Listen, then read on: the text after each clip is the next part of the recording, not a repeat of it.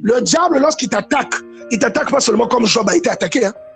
Il t'attaque pas seulement en détruisant ce qu'il y a dans ta vie. Il peut t'attaquer avec une ruse.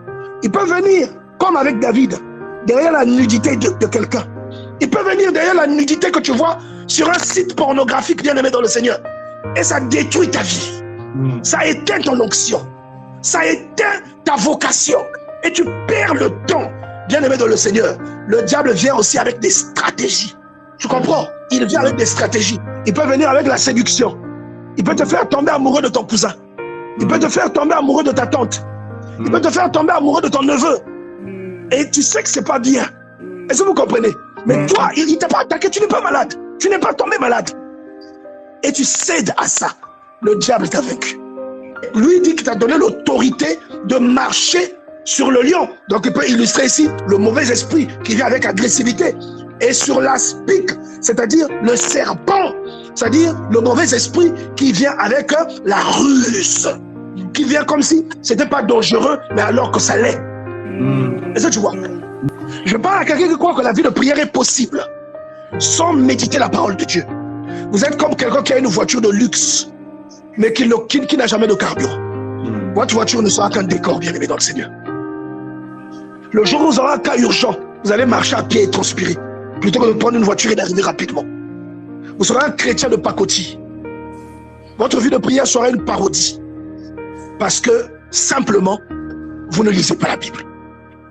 Et je répète à quelqu'un que ce que vous voyez dans la Bible qui est écrit, c'est juste la forme scripturale de Dieu. Que ces paroles-là sont vivantes.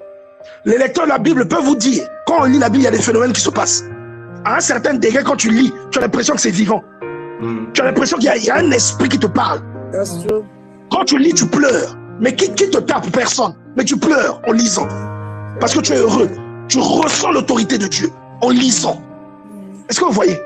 Il y a des paroles, quand tu lis, tu ne peux pas finir de lire ça. Il y a des paroles que moi je lisais il y a longtemps.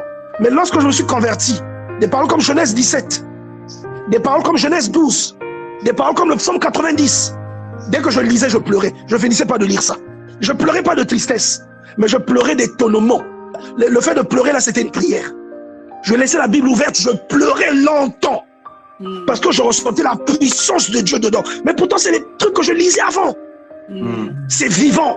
Vous allez atteindre un degré quand vous allez lire ça, ça va se refléter en vous. Vous allez lire, ça va s'illustrer. Et quand vous allez dans la rue, quand quelqu'un vous regarde, il a peur de vous. Mais vous n'êtes pas agressif. Quelqu'un qui dit des bêtises devant vous, il ne dit pas des bêtises. Il a un langage impudique, il a un langage grossier. Mais quand vous êtes là, il ne dit jamais de grossièreté. Simplement parce qu'il y a un esprit qui s'illustre à cause de ce que vous lisez. La parole de Dieu est vivante.